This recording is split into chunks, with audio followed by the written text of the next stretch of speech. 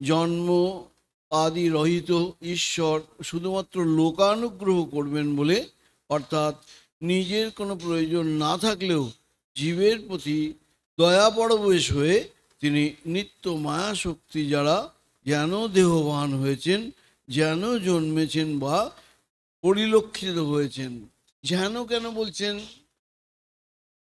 ভগবান ভগবানের এই দিব্য লীলা যেন তিনি আবির্ভূত হয়েছেন, এই কথাটি বারবার শঙ্করাচার্য ব্যবহার করেছেন। কারণ অদ্বৈতবাদ বলছেন একমেব অদ্বিতীয়ম, একমেব অদ্বিতীয়ম।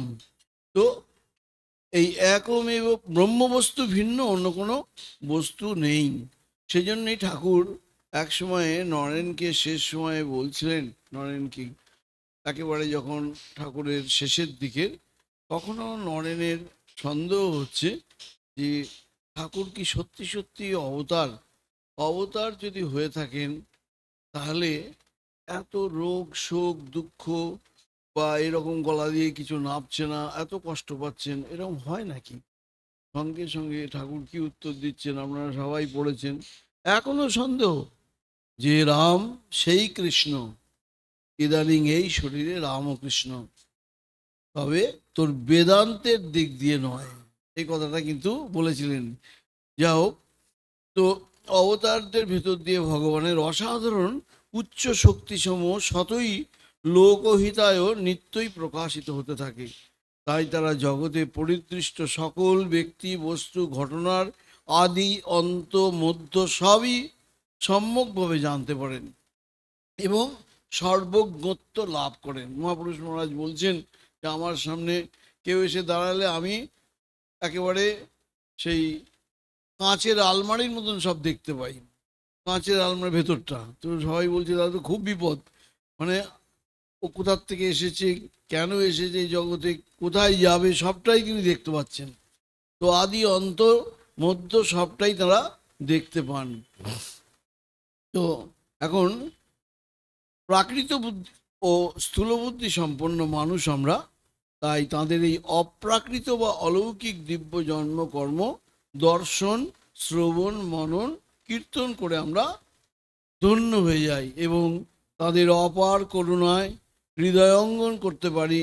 বহির্মুখী বৃত্তি নিয়ে এই বাহ্য জগতের পরিদৃষ্টমান ব্যক্তি বস্তু ঘটনাকে আশ্রয় করে সত্যিকারের সত্যি লাভ বা শান্তি লাভ কখনোই সম্ভব নয়। যত বেলা বাড়ে, অভিজ্ঞতা বাড়ে, বয়স বাড়ে, বুঝতে পারি যে জিনিসগুলোকে আঁকড়ে ধরে আমরা ভাবছিলাম যে সেই আমার আশ্রয় হবে, কিন্তু কোনোটি স্থির নয়, যার যখন সময় হচ্ছে চলে যাচ্ছে। তাহলে মুক্তি লাভের পথ বা মানব জীবনের উদ্দেশ্যে চরম সার্থকতা রয়েছে একমাত্র ভোগ বাসনা ত্যাগ আর মনকে অন্তর্মুখী বৃত্তি সম্পন্ন করা। এখন মাত্র 8 বছর বয়সে, আমরা বলছিলাম তাদের দিব্যলীলা, তো 8 বছর বয়সেই গদাইয়ের কিরকম আকর্ষণ ছিল আপনারা লীলা প্রসঙ্গে পড়বেন। গদাইয়ের মুখে ঠাকুর দেবতাদের পূর্ণ কথা এবং পূর্ণ ভক্তিপূর্ণ সঙ্গীত শুনে গ্রামের বয়স্কা মহিলারা সব জিজ্ঞেস করতো, হ্যাঁ রে গদাই, তোকে সময় সময় না আমাদের ঠাকুর বলে মনে হয় কেন দেখি, বল দেখি। হ্যাঁ হ্যাঁ রে, সত্যি সত্যিই মনে হয়, তুই যাই বলিস তুই কিন্তু মানুষ নোস। তখন তার 8 বছর বয়স। গদাইয়ের এই কথা শুনে গদাই মধুর হাসি হাসতেন, কিন্তু কিছুই বলতেন না। চোখে মুখে ধরা পড়ে যাওয়ার দুষ্টুমি হাসি, যেমন করে ধরা পড়েছিলেন বালক শ্রীকৃষ্ণ তার মাকে যশোদাকে শিক্ষা দিয়ে, ধরা দিচ্ছেন দুষ্টু বালক শ্রীকৃষ্ণ মা যশোদাকে শিক্ষা দিয়ে খুব দুষ্টুমি করতেন, ঠিক এরকমই আমাদের বালক শ্রীকৃষ্ণ। আমরা সবাই ননিচোড়া, সব বাড়িতে ভাণ্ড ভেঙে খেতেন। মায়ের কাছে একের পর এক কমপ্লেন। মা আজকে ঠিক করলেন যে ছেলেকে সায়স্তা করবো, আসুক বাড়ি। ধরলেন, ধরে ওকে এই দড়ি দিয়ে খাটের পায়ার সঙ্গে বেঁধে রাখবেন, ওকে পানিশমেন্ট দেওয়া হবে। পড়ে যাচ্ছেন দড়ি, তো কিন্তু এই 1 আঙুল দড়ি কম পড়ে যাচ্ছে গির্দিতে গিয়ে। গোয়ালার বাড়িতে তো দড়ির অভাব নেই, যত দড়ি সব এক এক করে জোগাড় করে, কিন্তু কিছুতেই দড়ির সমান হচ্ছে না। ওখানে বর্ণনা আছে ভাগবতে, মায়ের বসন বিস্ত্রস্ত হয়ে যাচ্ছে, চুল এলো হয়ে গেছে, গা সমস্ত ঘামে ভিজে গেছে, যে ছেলেটাকে আজকে জব্দই করব, কিন্তু কিছুতেই আর ওই এক আঙুল দড়ি কম পড়ে যাচ্ছে। তখন মায়ের ওই অবস্থা দেখে শ্রীকৃষ্ণ ঠিক করে একটু দুষ্টু হাসি হাসলেন, দড়ি ঠিক হয়ে গেল। অর্থাৎ আমি না কৃপা করলে তোমার ক্ষমতা নেই তুমি আমায় বাঁধতে পারো। তো এটাই হাসি মুখে দুষ্টুমি ভরা চোখ নিয়ে বললেন, চোখে মুখে ধরা পড়ে যাওয়া দুষ্টুমি হাসি। বালক গদাইয়ের শিব সাজা ঘটনাটিও কম আকর্ষণীয় নয়। গদাই মঞ্চে প্রবেশ করলো, জটা জুটোধারী বিভূতি মণ্ডিত বেশ, অপার্থিব অন্তর্মুখী দৃষ্টি, অধরের কোলে ঈষৎ হাস্য রেখা দেখে সকলে আনন্দে বিস্ময়ে মোহিত হয়ে পড়ল। সকলে উচ্চরবে হরিধ্বনি দিতে লাগলো। পল্লী রমণীরা মহা উল্লাসে উলুধ্বনি আর শঙ্করধ্বনি করতে লাগলো। সকলেই পরস্পরকে ইশারায় গা ঠেলে বলতো, বাহ, গদাইকে সুন্দর মানিয়েছে। তো একজন তো বলেই দিল, ছোড়াটাকে বাগিয়ে যদি একটা গানের দল করা যায়, শিবের পালাটা এত সুন্দর করতে পারবে তা তো আগে ভাবিনি। ছোড়াটাকে বাগিয়ে নিয়ে আমাদের একটা যাত্রার দল করলে বেশ হয়, ইত্যাদি ইত্যাদি নানান কথা চলছে, অস্ফুট স্বরে শোনা যাচ্ছিল। এদিকে জটাজুটোধারী গদাইয়ের কিন্তু তখনও সেই গুরুগম্ভীরভাবে একইভাবে দণ্ডায়মান, তার বক্ষ দেহে অবিরল নয়নস্র পতিত হচ্ছে। কিছুক্ষণ অতীত হলেও গদাইয়ের আর নড়াচড়া বা আর বলা কওয়ার কোনো লক্ষণই দেখা যাচ্ছে না। এই দেখে অধিকারী স্বয়ং এসে গদাইকে গায়ে স্পর্শ করে চমকে উঠলেন। কেন? তার হাত পা সব অসাড়, পালক একেবারে জ্ঞানশূন্য। গোলমাল দ্বিগুণ বেড়ে গেল। কেউ বললে চোখে মুখে জল দাও, বাতাস করো, শিবের ভর হয়েছে, শিবের নাম শোনাও। কেউ আবার বললে ছোঁড়াটা দেখছি একেবারে রসভঙ্গ করে দিলে। যাই হোক, কাঁধে করে সবাই মিলে গদাইকে বাড়িতে দিয়ে এলো। এদিকে তো মা কান্নাকাটি পড়ে গেল। সারা রাত্রি গদাইয়ের কোনো হুঁশ নেই। সকালবেলা সূর্য ওঠার সঙ্গে সঙ্গে গদাই চোখ খুললো, একেবারে স্বাভাবিক, কোনো দুর্বলতার চিহ্ন নেই। সেই গদাই ফিরে এলো একেবারে প্রকৃতিস্থ হয়ে। তো আগের শ্লোকে আবার আমরা দেখেছি চিনু শাঁখারির ঘটনা। চিনু বৃদ্ধ, একদিন ও যে শাখা বিক্রি করে খায়, একদিন তাকে জঙ্গলের মধ্যে নিয়ে গিয়ে পায়ে একেবারে পাদ পুজো করে সব যা কিছু পূজার সামগ্রী নিজে হাতে খাইয়ে দিয়ে চিনু কাঁদছে আর বলছে যে তোমার কত লীলা হবে ভবিষ্যতে, কিন্তু আমার তো এই শরীর বৃদ্ধ, কিছুই তো দেখতে পাবো না, এই বলে কাঁদছে। আর বালক গদাই সেই চিনুকে আশীর্বাদ করছেন।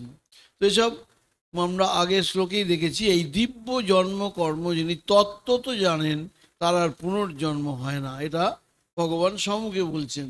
একথা ভগবান স্বয়ং বলছেন। তাই তত্ত্ব তো জানার ব্যাপারটা বেশ তাৎপর্যমণ্ডিত। গতদিন আমরা আলোচনা করেছিলাম কি সেই তত্ত্ব তো জানা।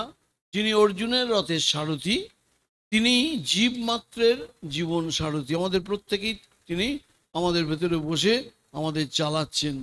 যিনি অর্জুনকে দ্বন্দ্ব কোলাহ মুখর যুদ্ধক্ষেত্রে গীতার উপদেশ দিচ্ছেন, তিনি আবার মায়া শক্তি অবলম্বন করে নানান রূপে, নানান প্রকৃতিতে, নানান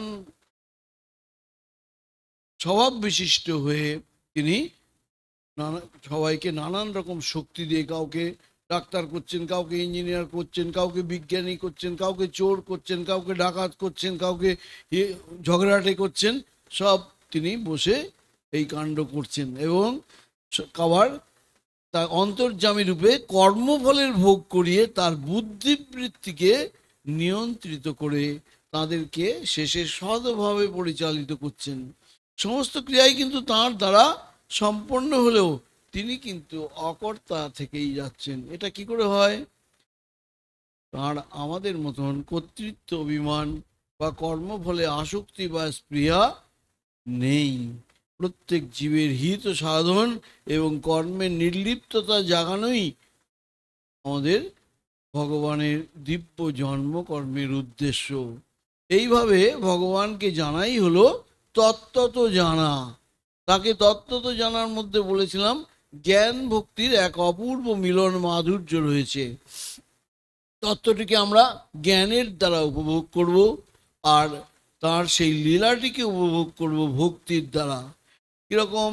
যে ঠাকুর মালা চন্দন দিয়ে আমরা সাজাচ্ছি, মন্দিরে নানান উপচারে পূজা করছি, পায়েসান্ন ভোগ দিচ্ছি, তিনিই আবার অন্ধ রূপে, ভিখারি রূপে আমার দ্বারে এসে উপস্থিত। তিনি আবার সাহায্য প্রার্থী হয়ে এসেছেন, আমার স্ত্রী পুত্র হয়ে আমার সেবা নিচ্ছেন, বন্ধু হয়ে সাহায্য করছেন, শত্রু হয়ে আঘাত করছেন। সবই তার দিব্য জন্ম কর্মের প্রকাশ। একই ব্যক্তি বহুরূপী সেজে নিজে আনন্দ পাচ্ছেন আর সকলকে আনন্দ দিচ্ছেন। আমাদের উপনিষদে মন্ত্র আছে, এক অহম বহুশ্যাম। একা ছিলেন তো তো তিনি খেলা করতে পারছিলেন না, মজা করতে পারছিলেন না, এই জন্য বহু হয়ে গেলেন। বহু তো হলেন, এদিকে তো আমাদের প্রাণ যায়। হ্যাঁ, এই সংসারে থাকতে গিয়ে আমরা গতদিন বলেছিলাম না, তো সেই ঈশপের গল্প বারবার ঘুরে আসে যে ব্যাঙগুলোকে ছেলেগুলো খুব বড় বড় ঢিল আর বড় বড় ব্যাঙ দেখে ছুঁড়ে মারছে, একটা একটা ব্যাঙ উল্টে যাচ্ছে। তো ওদের মধ্যে একটা সাহসী ব্যাঙ বলছে, এটা তোমাদের কি হচ্ছে? ছেলেরা বলছে, কেন খেলছি। বলছি, এ তোমাদের কি খেলা, তোমরা খেলছো আর আমাদের প্রাণ যাচ্ছে। তখন কি বললো বলছেন, ছেলেরা বলছে, এর মধ্যে আবার আমি তুমি কোথার থেকে আসছে, যে ঢিল মারছে সেই তো ওখানে উল্টে পড়ছে। তো এই হচ্ছে তত্ত্ব তো জানা, তিনিই সব হচ্ছেন। তো সবাই তার, সবটাই তার দিব্য জন্মকর্মের প্রকাশ। একই ব্যক্তি বহুরূপী সেজে নিজে আনন্দ করছেন আর সকলকে আনন্দ দিচ্ছেন। শুধু বহুরূপীকে চিনতে পারলেই মুশকিল। কেউ যদি বহুরূপীকে চেনে, চিনতে পারে যে তুই আমাদের হরে, সঙ্গে সঙ্গে লজ্জায় পালিয়ে যায়। তো তখন আর খেলা চলে না। তার খেলায় আমরা কখনো ভয় পাচ্ছি, কখনো আনন্দ পাচ্ছি, কখনো বা দুঃখ পাচ্ছি, শোক দুঃখে অধীর হচ্ছি, কখনো বা উৎসাহ পাচ্ছি, আবার কখনো বা সান্ত্বনা পাচ্ছি, কখনো সমবেদনা পাচ্ছি। ভয় পাচ্ছি কিরকম? নরেনের বুকে হাত দিয়ে দিলেন। অত বড় ক্ষমতা সম্পন্ন নরেন, যার নিজের উপরে এত কনফিডেন্স ছিল, বলতে লাগলো, ও তুমি আমার কি করলে গো, আমার তো বাবা আছে, মা আছে, সমস্ত পৃথিবীটা ঘুরছে। নরেনের লীলা প্রসঙ্গে বর্ণনা দেখবেন। ভয় পেয়ে গেল নরেন।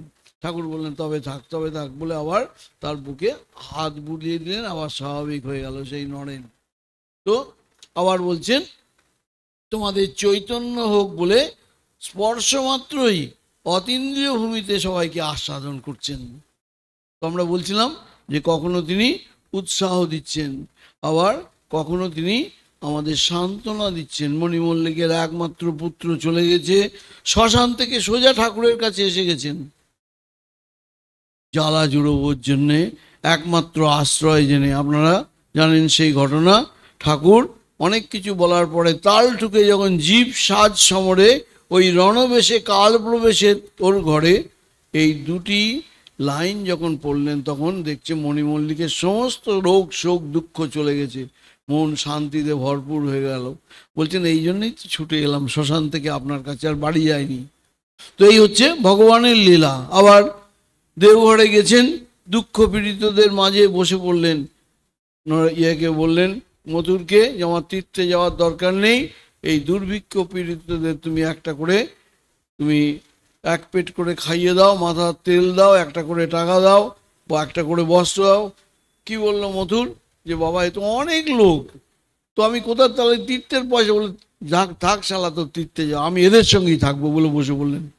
ওদের মধ্যে যত কলকাতার থেকে টাকা পয়সা আনিয়ে আবার মধুর সবাইকে তাদের সেবা করলো। তারপরে ঠাকুর ছাড়লেন, এদের কেউ দেখার নেই, আমি কাশি যাব না, এদের সঙ্গেই থাকবো। যা হোক, ভগবানের এই দিব্য জন্মকর্মের লীলা কথা যত পড়া যায়, শোনা যায়, স্মরণ মনন করা যায়, ধ্যান ধারণা করা যায়, ততই আমাদের অন্তঃকরণ শুদ্ধ, পবিত্র আর নির্মল হয়ে ওঠে। অন্তরের অজ্ঞানতা দূর হয়ে মানুষকে জন্ম মৃত্যুর চক্র থেকে মুক্ত হতে সাহায্য করে। তত্ত্ব তো জানা যায় কিভাবে? গতদিন আমরা বলেছিলাম, গীতাই আছে অনন্যা ভক্তির কথা। অনন্যা ভক্তি কাকে বলে?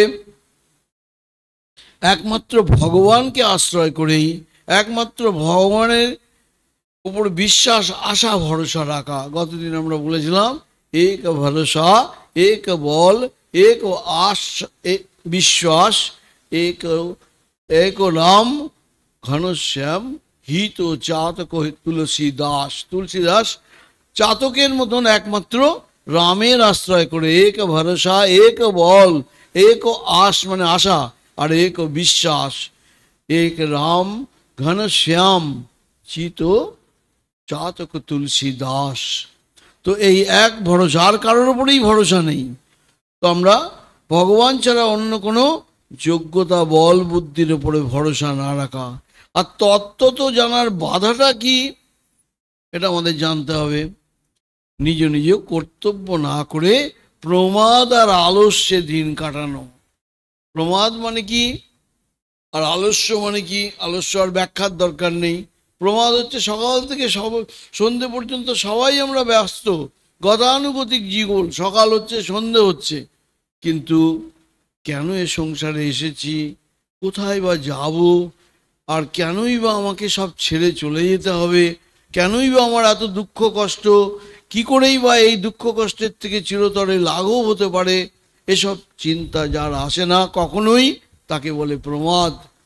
শাস্ত্র বলছেন প্রমাদ ও মৃত্যু এ বচ, মানুষের মৃত্যু একবার হয়, আর প্রমাদ প্রতি পদে পদে আমাদের মৃত্যু হচ্ছে।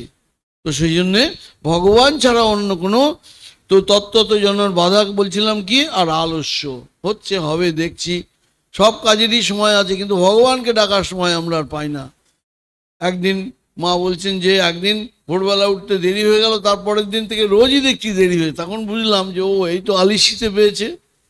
তো এইসব ব্যাপারে আমাদের কোনো কম্প্রোমাইজ করা চলবে না। যোগ্য আর দ্বিতীয় কারণ কি বলেছিলাম, ফলের আশা করে কর্তব্য কর্ম করা। এই দুটো হলো আমাদের তত্ত্ব জানার প্রধান বাধা। ফলের আশা করে আমরা সব কাজগুলো করি, কিন্তু মনে একটা এক্সপেকটেশন থাকে। আমরা অনেকবার বলেছি যে আমাদের ফলের সঙ্গে আমাদের প্রাপ্তির কোনো যোগ নেই। আগের আগের জন্মের কর্মফলের দ্বারা ফলটা নির্দিষ্ট হয়ে আছে, কর্ম করতে আমরা স্বাধীন। সেই জন্যে ফলের আশা না করে আমাদের দায়িত্ব কর্তব্য করলেই আমাদের এই দুঃখ কষ্টের হাত থেকে রেহাই। আমরা কর্ম করতে গিয়ে যে বারবার হোঁচট খাই, বিরক্ত হই, দুঃখ পাই, মাথা গরম করে ফেলি, তার কারণ কিন্তু কর্ম নয়, তার কারণ হচ্ছে আমাদের ফলের আশা, এক্সপেকটেশন, সেইটাতেই দুঃখ দেয়। এবার 10 নম্বর শ্লোকে আমাদের ভগবানের বক্তব্য শুনে অর্জুনের মনে একটা শঙ্কা এলো। কি শঙ্কা? ভগবানকে আমরা গতদিনের পাঠের সারসংক্ষেপ করে দিলাম। কি শঙ্কা এলো? যে ভগবানের জন্মকর্মের দিব্যতা জানলে তার আর পুনর্জন্ম হয় না, এই যে সিদ্ধান্ত বাক্য, এটা আমাদের মতন সংসারী লোকেদের সত্যি সত্যিই কি কাজে লাগে? কেউ কি সত্যি সত্যিই অবতার যোগের দ্বারা সিদ্ধি লাভ করেছেন? যদি করে থাকেন তার লক্ষণগুলো কি, বা তাদের লোক ব্যবহার সংসারে কীরকম হয়, এসব প্রশ্ন আমাদের হয়ে অর্জুনের মনে এসেছিল। অন্তর্যামী ভগবান তিনি তার সব প্রশ্নেরই উত্তর দিয়েছেন 10 নম্বর শ্লোকে। কি বলছেন? 10 নম্বরে বলছেন যে वीतराग भय क्रोधा मन्मया मामुपश्रिता बहवो ज्ञान तपसा पूता मद्भावमागता। আসক্তি রহিত, ভয় শূন্য, ক্রোধ বর্জিত, মদগত চিত্ত আমারই শরণাগত বহু ব্যক্তি জ্ঞানরূপ তপস্যা দ্বারা পরাশুদ্ধি লাভ করিয়া ব্রহ্মভাব বা মোক্ষ প্রাপ্ত হয়েছেন। তো আসক্তিরহিত, ভয়শূন্য, ক্রোধ বর্জিত, মদগত, এই 4টে বৈশিষ্ট্যের কথা এসব এর মধ্যে বলছেন। বিতরাগ, তো এই শ্লোকে ভগবান বলছেন যিনি আমার দিব্য জন্মকর্মকে তত্ত্বত জেনেছেন, তার জীবন চর্চায় 4টি লক্ষণ দেখা যায়। কি কি লক্ষণ? তিনি আসক্তি, ভয় রহিত হবেন এবং ক্রোধ বর্জিত হবেন। দ্বিতীয়, তার মন প্রাণ আমাতেই লীন হবে এবং তিনি মদগত প্রাণা হবেন। 3 নম্বর, তিনি আমাকে আশ্রয় করে বা আমার শরণ নিয়েই বেঁচে থাকবেন, আর কারোর শরণ বা আশ্রয় তিনি ধার ধারেন না। আর 4 নম্বর কি, তিনি জ্ঞানরূপ তপস্যার দ্বারা পবিত্র হয়ে যান। এখন আমরা 4টি লক্ষণ বিশ্লেষণ করে আমাদের দৈনন্দিন জীবনের সঙ্গে এর সম্পর্কগুলো খুঁজে বের করার চেষ্টা করব। খুব মজার। তো 4টি লক্ষণ যেন ছাদে ওঠার 4টে সিঁড়ি, 3টে সিঁড়ি পার হয়ে 4র্থ সিঁড়িটা হলো ছাদ। আমরা প্রত্যেকটা নিয়ে আলোচনা করব। প্রথম হচ্ছে, যখনই আমরা শ্রী ভগবানের জন্মকর্ম বিষয়ে চিন্তন করছি, তাঁদের অলৌকিক এবং অপ্রাকৃত লীলা বিষয়ে স্মরণ মনন করছি, তখনই আমাদের আসক্তি, ভয় প্রভৃতি বৃত্তিগুলো শান্ত হয়ে যায় এবং কি হয়, প্রথম লক্ষণটি কার্যকরী হচ্ছে আসক্তি, ভয়, ক্রোধ বর্জন করতে আমরা সক্ষম হই। তখনই মন স্বাভাবিকভাবে দ্বিতীয় স্তরে পৌঁছে যায়। আমাদের দ্বিতীয় স্তরটা কি, মন প্রাণ ভগবানে তদ্গত হয়ে যায়। তো ভগবানে তদ্গত হয়ে যায়, অর্থাৎ বিষয় আসক্তি আমাদের ভগবত বিমুখ করেই সংসারে ধরে রেখেছে। কীরকম একটু বিশ্লেষণ করি, তাহলে বোঝা যাবে। বিনাশশীল এবং বিষয় চিন্তা করতে করতে আমাদের এই সংসারটাকে সব সত্যি বলে মনে হয়। সর্বদাই ছেলে মেয়ে, পরিবার, সন্তান, টাকা পয়সা, বাড়ি গাড়ি, এগুলো নিয়ে আমরা আছি। এগুলো নিয়ে বাস করতে করতে এটাতে সত্যি বলে মনে হয় এগুলো সব আমাদের। এবং যখনই সত্যি বলে মনে হয়, তখন কি হয়, আমরা আমাদের মধ্যে আসক্তি বা মমতা আসে, এগুলোর প্রতি প্রীতি, ভালোবাসা। রোজ সাজাচ্ছি, ঘুচাচ্ছি, স্নান করছি, শরীরের প্রতি ভালোবাসা। সন্তানকে নিজে হাতে মানুষ করেছি, স্বামীর সঙ্গে এত বছর ঘর করেছি, এগুলোর প্রতি আসক্তি এবং আমাদের মমতা এসে যাচ্ছে। তখন আমরা এগুলোকে চিরস্থায়ী করার চেষ্টা করি। এভাবে অপ্রাপ্তি, যেটা কোনোদিনই সম্ভব নয়, এই শরীরটা কোনোদিন থাকবে না যত যত্ন করি। পরিবার, সন্তান, কেউ তার সঙ্গে যাবে না। ব্যাংক ব্যালেন্স, গয়নাগাটি কিছুই সঙ্গে যাবে না, আমরা সবাই জানি। কিন্তু এগুলোকে চিরস্থায়ী করার জন্য আপ্রাণ চেষ্টা করছি, অসম্ভব চেষ্টা, জন্ম জন্ম ধরে, শুধু এই জন্ম নয়। এভাবে অপ্রাপ্ত বস্তু কামনা উৎপন্ন হয়। তারপরে সেই সব অপ্রাপ্ত প্রিয় বস্তু যত প্রাপ্তি হয়, ততই আসে লোভ, আরও চাই, আরও চাই, আরও চাই। আর লোভের সেইগুলোতে যারা বাধা দেয়, তার প্রতি এসে যায় আমাদের ক্রোধ, যে আমার এটা অধিকার, আমার পাওনা, এটা আমাকে দিচ্ছে না, ওর উপরে ক্রোধ এসে যাচ্ছে। আর ক্রোধ উৎপন্ন হলেই মানুষ হিতাহিত শূন্য হয়ে যায়। কখন, কোথায়, কাকে, কি বলছে, কি করছে, এসব বিষয় একেবারেই বেহুশ হয়ে যায়। প্রদাদ ভবতি সন্মোহ, সন্মোহাৎ স্মৃতিবিভ্রম, স্মৃতিভ্রংশার বুদ্ধিনাশ, বুদ্ধিনাশাৎ প্রণশ্যতি, গীতার কথা। কি হলো, তো আবার ক্রোধ প্রদানকারী ব্যক্তি যদি আমার চেয়ে বেশি শক্তিশালী হয়, তার উপরে নিজের ক্ষমতা জারি করা সম্ভব না হয়, তাহলে সেই ব্যক্তি আমার ক্ষতি করতে পারে, এই ভয়টা আমাদের সর্বক্ষণ তটস্থ থাকতে হয়। এইভাবে বিনাশশীল পদার্থের আসক্তির থেকে এই ভয়, ক্রোধ, লোভ, আসক্তি ইত্যাদি সকল দোষের উৎপত্তি হচ্ছে। আর যে ব্যক্তি এই তিনটিকে নিয়ন্ত্রণ করতে সমর্থ হয়, তার মন স্বভাবতই ঈশ্বরে তদ্গত হয়, অর্থাৎ দ্বিতীয় সোপানে সে উঠে পড়ে। কিভাবে? নিত্য সত্য ভগবানের দিব্য জন্মকর্মের চিন্তা করতে করতে শুরু করলেই আমাদের অনিত্য সংসারের ব্যক্তি, বস্তু, ঘটনা, বিষয়ের প্রতি আকর্ষণ করতে কমে যায়। একই সঙ্গে আমাদের ভগবানের দিকে মন আকর্ষিত হয়। কি করে হয়? ভাগবতে সুন্দর একটি শ্লোক আছে, সেখানে বলছেন ইতর রাগ বিস্মরণাং নৃণাং, অর্থাৎ ভগবান ছাড়া আর সব যা বিষয়, এই ইতর বিষয়গুলোতে আমাদের বৈরাগ্য জন্মে, কোনো আকর্ষণ বোধ হয় না।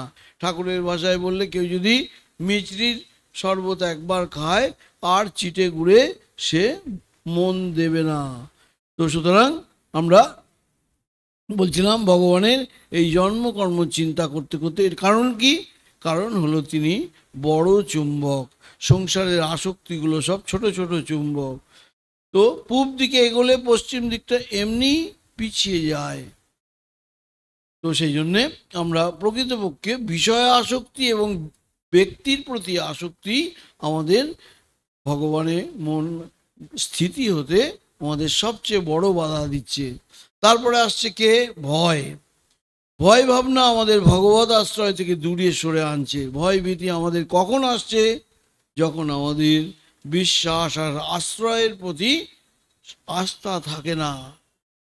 তো কখন আসছে? আস্থা থাকে, কিন্তু মানুষের বয়স আর অভিজ্ঞতার বাড়ার সঙ্গে সঙ্গে সে বেশ বুঝতে পারে ঈশ্বরই একমাত্র আশ্রয়। যে মানুষ বা যে ব্যক্তিটার উপর নির্ভর করে বা যে সাহায্য প্রার্থী আমার ছিল এতদিন, সে তো মরণশীল, আজ আছে কাল থাকবে না, তার কোনো ঠিকানাই নেই। ঠাকুর বলছেন এই সংসারেই তো তোমরা দেখছো কত এলো কত গেল, যার যখন সময় হচ্ছে সব ফেলে রেখে চলে যাচ্ছে, কেউ কারোর জন্যে দাঁড়ায় না, কিন্তু নাতির জন্যে কাশি যাওয়া হয় না। সব প্রভুর কথা।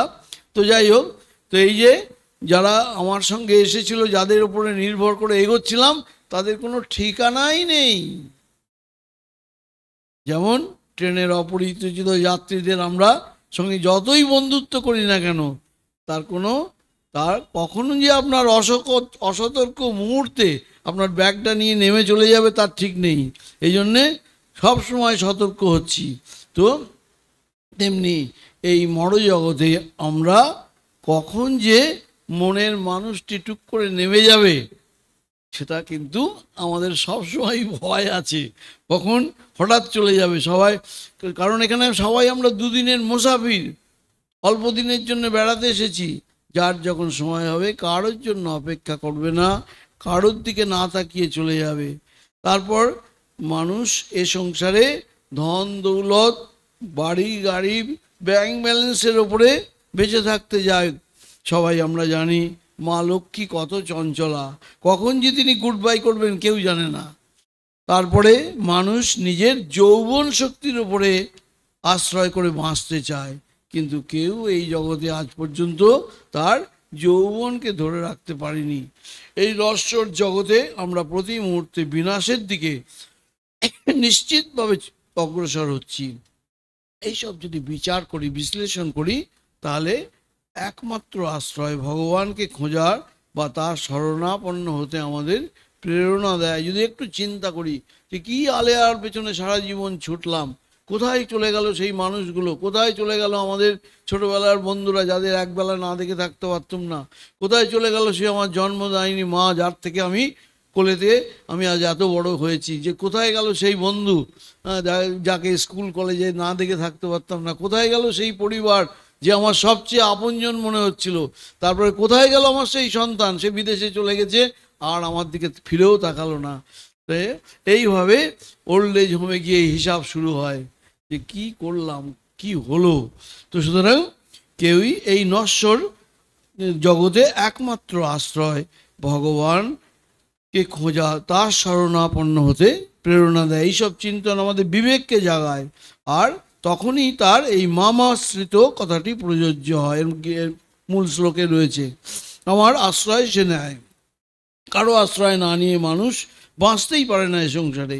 তো ভগবানের অংশ জীব ভগবান বিমুখ হয়ে যতই অন্যের ওপরে আশ্রয় করার চেষ্টা করুক, সেই আশ্রয় চিরস্থায়ী করতে পারে না, সব নষ্ট হয়ে যায়। শেষে একমাত্র তাঁর আশ্রয়ে ফিরে গিয়েই পরম শান্তি হয়। আমাদের উপনিষদে আছে সা কাষ্টা সা পরাগতি, সেখানে গিয়েই আমাদের জার্নিটা শেষ হয়। বারবার এই আসা যাওয়া, ছেলে মেয়ে বিষয় আশয় জড়িয়ে ধরা, আবার ছুঁড়ে ফেলে দেওয়া, এ একটা অদ্ভুত আমাদের নাটক চলছে, জন্ম জন্ম ধরে কষ্ট পাওয়া। তো কীরকম? ঠিক যেমন ছোট মেয়েদের পুতুল খেলার সময় পুতুলের ওপরে তার কি আকর্ষণ, তা নিয়ে ঝগড়াঝাঁটি মারামারি, কেউ পুতুল কেড়ে নিলে পুতুলের বিয়ে নিয়ে কত সংসার গোছানো, আর মা হাসেন মেয়ের কাণ্ড কারখানা দেখে। যেমন মা মহামায়া আমাদের সংসার গোছানোর থেকে আড়াল থেকে হাসছেন যে দিন তো শেষ হয়ে আসছে। আমাদের রামকুমার স্নান করতে গেছেন গঙ্গায়, রামকুমার তিনি অন্যের লিখন পড়তে পারতেন, অন্যের ভবিষ্যৎ। তো দেখছি পালকি করে রাজরানীকে গঙ্গার মধ্যে নিয়েই স্নান করানো হচ্ছে। তো পরিষ্কার দেখতে পেলেন যে ওর কালকেই মৃত্যুর দিন। তো আজকে ওকে নিয়ে কত কাণ্ড হচ্ছে, কিন্তু কালকেও থাকবে না। তো সেরকম আমাদের মা মোহমায়া তিনি হাসেন আর আমাদের কাণ্ড করাখানা দেখে আড়ালে। তারপরে মেয়ের যখন বিয়ের বয়স হচ্ছে আর পড়াশুনোর চাপ বেড়ে যাচ্ছে, পুতুলের প্রতি আর কোনো আকর্ষণই থাকে না, তখন মনের মানুষ খোঁজার জন্যে ব্যস্ত, আর অর্থ বিষয় আশয় সম্পদ নাম যশের প্রতি আকর্ষণ বাড়তে থাকে। তারপরে যখন জগৎ স্বামীর খবর পায়, এই বিনাশশীল স্বামী পুত্র কন্যা বিষয় আশয়ের স্মরণ নিতে আর ইচ্ছে হয় না, আকর্ষণও বোধ হয় না। তখন ভগবানই একমাত্র আমার গতির ভর্তা, প্রভু সাক্ষী নিবাস শরণং সুরিত। তিনি একমাত্র আমার গতি, তিনি একমাত্র আমার ভর্তা মানে স্বামী, তিনি আমার প্রভু, তিনি সাক্ষী রূপে আমাকে সর্বক্ষণ দেখছেন, তিনি আমার নিবাস, নিবাস মানে অ্যাড্রেস, তাকে সেখানে গিয়ে আমার জার্নি শেষ হবে। শরণং, তিনিই আমার একমাত্র বন্ধু, সুরিত বলে মনে প্রাণে মনে হয়। আর তখনই শেষ লক্ষণটি বহব জ্ঞান তপসা পুতা মদভাব আগতা, এই লক্ষণটি আসে। এরকম বহু ভক্ত জ্ঞানরূপ তপস্যা দ্বারা শুদ্ধ হয়ে পবিত্র হয়ে আমার স্বরূপ প্রাপ্ত হয়েছে। এই শ্লোকটির এই শেষ অংশটি অত্যন্ত গুরুত্বপূর্ণ। এই শ্লোকটি শেষ অংশ আমরা গভীরভাবে বিশ্লেষণ করব এবং আমাদের জীবনের সঙ্গে কতটা সম্পর্ক যুক্ত সেটা বোঝার চেষ্টা করব। জ্ঞান তপস্যা পুত, অর্থাৎ তপস্যাকে জ্ঞানের দ্বারা শুদ্ধ করা, পরিশুদ্ধ করা। জ্ঞান মানে আধ্যাত্মিক জ্ঞান, সেই জ্ঞানকে তপস্যার দ্বারা তুমি পরিশুদ্ধ করো। ভগবানের এটা অনুশাসন বা ডিকটাম। যত রকমের তপস্যা শাস্ত্রে আমরা পাই, তার মধ্যে এই জ্ঞান তপস্যাটা সবচেয়ে শ্রেষ্ঠ। কত রকমের তপস্যা আছে? আগে যত প্রকারের তপস্যা আছে, গীতায় আছে 3 রকমের তপস্যা, বাচিক, তারপরে মানসিক এবং আমাদের বাচিক তপস্যা। 3 রকমের তপস্যা কি কি? বাচিক, কায়িক, এই কায়িক, বাচিক, কায়িক, বাচিক এবং মানসিক, 3 রকমের। তো দেবতা, ব্রাহ্মণ, গুরুজন, প্রাজ্ঞজনকে পূজা এবং শৌচ, সরলতা, ব্রহ্মচর্য, অহিংসা, এগুলো হলো সব কায়িক তপস্যা। স্নান করতে হবে, গুরুজনদের আমাদের শ্রদ্ধা করতে হবে এবং শৌচ, সরলভাবে জীবনযাপন করতে হবে, ব্রহ্মচর্য, অহিংসা, এগুলো সব কায়িক তপস্যা। আর বাচিক তপস্যা কি? গীতার ভাষায় অনুদ্বেগ করং বাক্যম সত্যং প্রিয়হিতঞ্চ শ্রদ্ধায় অভ্যাসনম জৈব বাংময়ং তপ উচ্চতে পরিচয়। তো এই বলছেন যে আমাদের কি কি মানসিক তপস্যা, বাচিক তপস্যা কি বলছেন? অনুদ্বেগ করা বাক্য, আমার বাক্য যেন কাউকে উদ্বেগ না করতে পারে, সত্য বাক্য বলতে হবে, প্রিয় বাক্য বলতে হবে, হিতকর বাক্য বলতে হবে। বেদাদি শাস্ত্র পাঠে কে বলে বাচিক তপস্যা। আর মানসিক তপস্যা কি? ভারী সুন্দর গীতায় আছে, মনঃসৌমত্তম মৌনমাত্ম বিনিগ্রহ ভাব সংশুদ্ধি রীতি এতৎ তপ মনস উচ্চতে। এটা হচ্ছে মানসিক তপস্যা। মনঃপ্রসাদ সৌমত্তম মৌনমাত্ম বিনিগ্রহম ভাব সংশুদ্ধি রীতি এতৎ তপ মানস উচ্চতে। মনের প্রসন্নতা, সব সময় মনটা সৌম্য থাকবে, সুখ দুঃখ ভালো মন্দ কোনো কিছু আমাকে চঞ্চল করতে পারবে না। বাক সংযম, মনের নিরোধ এবং ব্যবহারকালে ছলনা রহিত, ঠাকুরের ভাষায় মন মুখ এক করা। এই 3টির মধ্যে শ্রেষ্ঠ তপস্যা হলো মানসিক তপস্যা। কেন?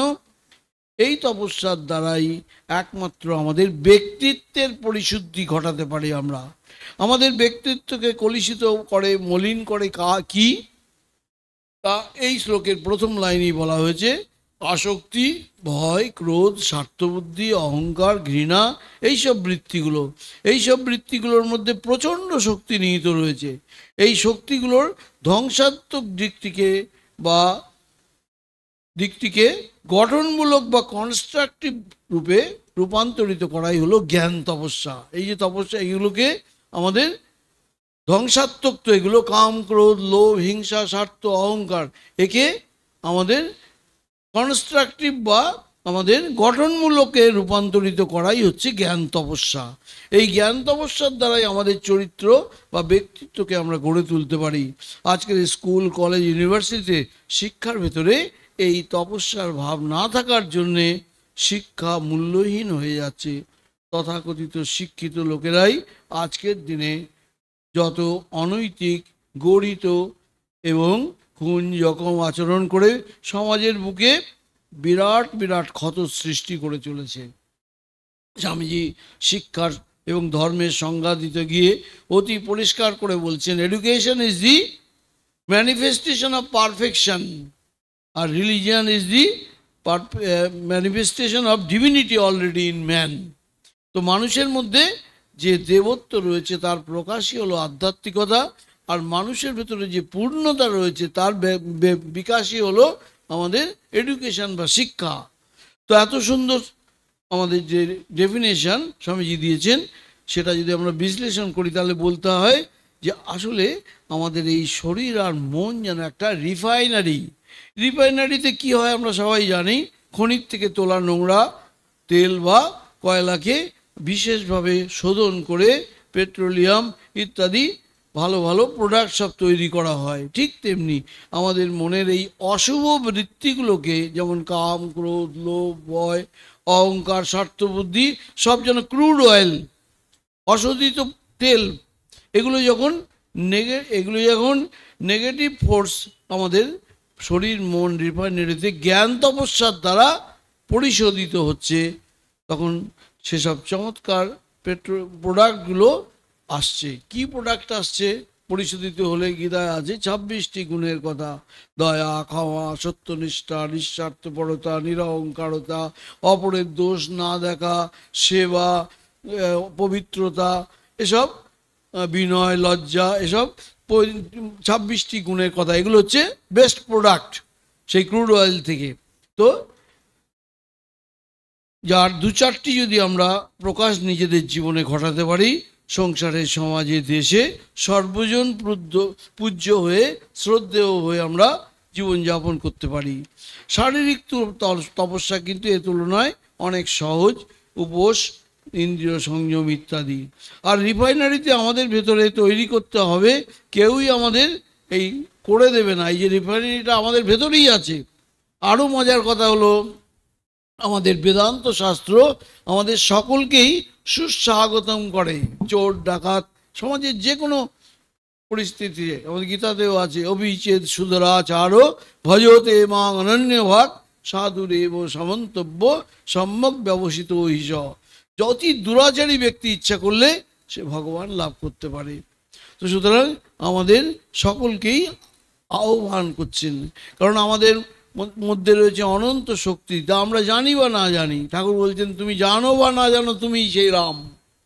যখন আমরা নীতি, আদর্শ, সত্য, ধর্মকে দৈনন্দিন জীবনের আচরণে প্রতিফলনের চেষ্টা করছি, তখনই প্রকৃতপক্ষে আমাদের দেবত্ব বা ডিভিনিটিটা প্রতিষ্ঠিত করার চেষ্টা করছি। এবং চেষ্টা করে অনেকেই সফল হয়েছেন। এই জন্যে গীতায় বহব জ্ঞানত, বহব মানে এই অ্যাডজেক্টিভটা তিনি দিয়েছেন, এটা ভগবান শুধু এইটি দেখার জন্যে যে বহু অনেক লোকই সাকসেসফুল হয়েছে, অনেকেই যদি পেরে থাকে, তুমি কেন পারবে না? এই চমৎকার আইডিয়া আজকের মা বাবাকে, প্রত্যেক শিশুকে শেখাতে হবে। 5-6 বছর বয়স থেকেই তাকে সচেতন করে তুলতে হবে। তোমার শরীর, মন, বুদ্ধি এটা একটা ল্যাবরেটরি, যা দৈনন্দিন জীবনে আর অভিজ্ঞতাকে রিফাইন করছে।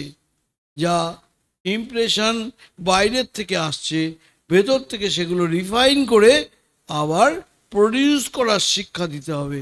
তখন তার ভেতরে পিওর প্রোডাক্টটি বেরিয়ে আসবে।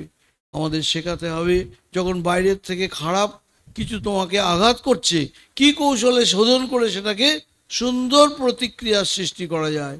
যেমন একদিন তার বাবা ভয়ঙ্কর বকাবকি করলেন পড়াশুনোয় মনোযোগ না দেওয়ার জন্য, রেজাল্ট খারাপ না হওয়ার জন্য, তখন তার ডিপ্রেশন এসে গেল। তো এই ডিপ্রেশনটাকে কিভাবে চেয়ারফুলনেসে পরিণত করা যায়, ভেতরের রিফাইনারি প্রসেসের মধ্যে দিয়ে অল্প দিনের মধ্যেই ব্যাপারটার গুরুত্ব হারিয়ে ফেলে ছেলেটি সহজ সরল হয়ে যাবে। তার ভেতরে এই যে তার গুণগুলো যখন বারবার বলে দেওয়া হবে, তখন তার ভেতরে এই দোষটা চলে যাবে। এইভাবে তাকে তিনি তার এইভাবে আমাদের আমাদের এইভাবে শিশুরা দিন দিন অধিকতর মানসিক শক্তির অধিকারী হয়ে উঠবে। মহাত্মা গান্ধীর জীবনের অন্যতম একটা বৈশিষ্ট্য ছিল যে তিনি এই বডি মাইন্ড কমপ্লেক্সকে একটা হাই ক্লাস রিফাইনারিতে পরিণত করেছিলেন। দৃষ্টান্ত আছে ওনার জীবনীতে, যে তিনি যখন সাউথ আফ্রিকায় গেলেন, পুলিশের দ্বারা এত বেশি অত্যাচারিত, ঘৃণিত, অপমানিত হয়েছিলেন যে এগুলোকে তিনি সব তার ল্যাবরেটরিতে ফেলে নিঃশব্দে সেগুলোকে ভালোবাসা, দয়াতে রূপান্তরিত করে জগৎ বিখ্যাত হয়ে গেলেন। এখন দক্ষিণ আফ্রিকায় সেই দিনটিকে তারা পালন করে যেদিন তিনি পা দিয়েছিলেন, এতই বিখ্যাত হয়েছিলেন। আমরাও প্রত্যেকেই যদি এই সব বাইরের থেকে প্রাপ্ত আঘাতগুলো, মায়ের জীবনটা দেখুন সবচেয়ে বড় ল্যাবরেটরি। এখানে আশ্চর্য রকমের ল্যাবরেটরির থেকে সংসারের সব কাজ মা প্রতিকূলতার মধ্যে দিয়ে কাজ করে যাচ্ছেন। রাধু, মাকু, নলিনী দিদির ঝগড়াটে স্বার্থপর ভাইরা, এদের নিয়েই মায়ের সংসার, পাগলি মামি। কিন্তু সবার প্রতি মায়ের ভালোবাসা, সবাই জানে মা আমার সবচেয়ে আপনার জন। এই হচ্ছে ল্যাবরেটরিতে প্রোডাক্টগুলোকে তৈরি করা, সবই আসছে, কিন্তু কেউ মাকে বিচলিত করতে পারছেন না। থুতু দিচ্ছেন, পা দিয়ে লাথি মারছেন, তুই মর বলছেন, সর্বনাশী বলে গালাগালি দিচ্ছেন সারা রাত ধরে। মা সকালবেলায় বলছে, ছোট বউ তো জানে না আমি মৃত্যুঞ্জয়, ওই গালাগালি আমার কি হবে। তো মা একেবারে হাই স্ট্যান্ড থেকে, এই শোধনাগার থেকে, ল্যাবরেটরি থেকে সব ডিভাইন কোয়ালিটিগুলো, দয়া, ক্ষমা, সত্যনিষ্ঠা, পবিত্রতা, নিঃস্বার্থপরতা, নিরহংকারিতা, অপরের সেবা, কারোর দোষ না দেখা, এসব শ্বাস প্রশ্বাসের মতন স্বাভাবিক করে ফেলেছিলেন। আমরাও প্রত্যেকে আমাদের এই সব বাইরের থেকে প্রাপ্ত আঘাতগুলো, অন্তরের অশুভ বৃত্তিগুলোকে জ্ঞানের অগ্নি দ্বারা যখন দগ্ধ করতে পারি, পবিত্র করতে সক্ষম হব, তখনই আমরা জ্ঞান তপস্বী হয়ে যাচ্ছি। প্রশ্ন ওঠে, জ্ঞানাগ্নি দিয়ে মনের অশুভ বৃত্তিগুলোকে দগ্ধ করবে কে? এই কাজটা করবে আমাদের বুদ্ধি। কিন্তু বুদ্ধি তো আমরা সবাই জানি, সেই ভগবান এই শ্লোকে বুদ্ধির শুদ্ধির কথা বলছেন। এই বুদ্ধি মানুষকে পশুতে রূপান্তরিত করে, আর বুদ্ধি মানুষকে দেবতায় রূপান্তরিত করে। যিনি ভগবানের দিব্য জন্ম কর্মের বিষয় চিন্তা করেন, তাকে তিনি একদিকে আসক্তি, ক্রোধ, ভয় থেকে মুক্ত করেন, অপরদিকে মদগত চিত্ত এবং শরণাগত হওয়ার বুদ্ধি তিনি দান করেন। হ্যাঁ, আমাদের সুন্দর শ্লোক আছে গীতাতে, 10ম অধ্যায়, তেষাম সতত যুক্তানাম ভজতাম প্রীতিপূর্বকম দদামি বুদ্ধিযোগং তং येन মাম উপযান্তিতে তেষামেব অনুকম্পার্থম অহম অজ্ঞানজম তম নাশয়ামি আত্মভাবস্থ জ্ঞানদীপেন ভাস্বতা। মানে কি, যে আমাকে সবসময় স্মরণ মনন চিন্তন করছে, প্রীতিপূর্বক ভজন করছে, তাকে আমি বুদ্ধিযোগ দান করি যেন সে আমাকে লাভ করতে পারে। আরও তাকে অনুগ্রহ করি কি, তেষামে বা অনুকম্পার্থম অহম অজ্ঞানজং তম। তার ভেতরে যে অজ্ঞান, এই সংসার, দুদিনের সংসারটা সত্যি বলে মনে করা, এটা হলো অজ্ঞান। এটাকে আমি নাশ করে জ্ঞানদীপ জেলে দেই। সেই জ্ঞানদীপে কি দেখতে পায় সে? একমাত্র ভগবানই আমার আপনজন, আর সবই অন্ধকার। এই জ্ঞানদীপ যখন জেলে দেই, তখন তার জীবনযাত্রাটা একেবারেই পাল্টে যায়। এই জন্যে বুদ্ধিযোগ কাকে বলে? কোনো ব্যক্তি, বস্তু, ঘটনা, পরিস্থিতির সংযোগ বিয়োগে চিত্তে যেন কোনো চাঞ্চল্য না আসে। সাংসারিক বিষয় লাভ হোক বা না হোক, মান অপমান, নিন্দা স্তুতি, সুখ দুঃখ, পরস্পর বিরোধী বিভিন্ন প্রকার পরিস্থিতি এলেও যাতে আপনি সমভাবে থাকতে পারেন, এরকম বুদ্ধিযোগ আমি প্রদান করে থাকি। ভগবান স্বয়ং বলছেন, দৈনন্দিন জীবনে আমরা যতই সমস্যার সম্মুখীন হই, এই জ্ঞান তপস্যার দ্বারা সেসব সমস্যার সমাধান করা তখন সহজ হয়ে যায়। ভগবান প্রদত্ত এই বুদ্ধিযোগের দ্বারা, এই জ্ঞান তপস্যার দ্বারা পবিত্র হয়ে মানুষ ভগবানের তত্ত্ব এবং তার সেই সচ্চিদানন্দ রূপকে উপলব্ধি করতে পারে, যিনি অন্তরে বসেই তিনি সারথি হয়ে আমাদের চালিত করছেন, তিনি দূরে কোথাও নেই। আমরা ঠাকুরের কাছে প্রার্থনা করি তিনি আমাদের এই বুদ্ধি যোগ দান করুন। প্রত্যেকটি শ্লোকই অত্যন্ত গুরুত্বপূর্ণ, আমরা চেষ্টা করছি শ্লোকগুলোর মর্মার্থ বোঝার চেষ্টা করছি। ওম শান্তি শান্তি শান্তি, হরি ওম তৎসৎ। শ্রীরামকৃষ্ণার্পণমস্তু।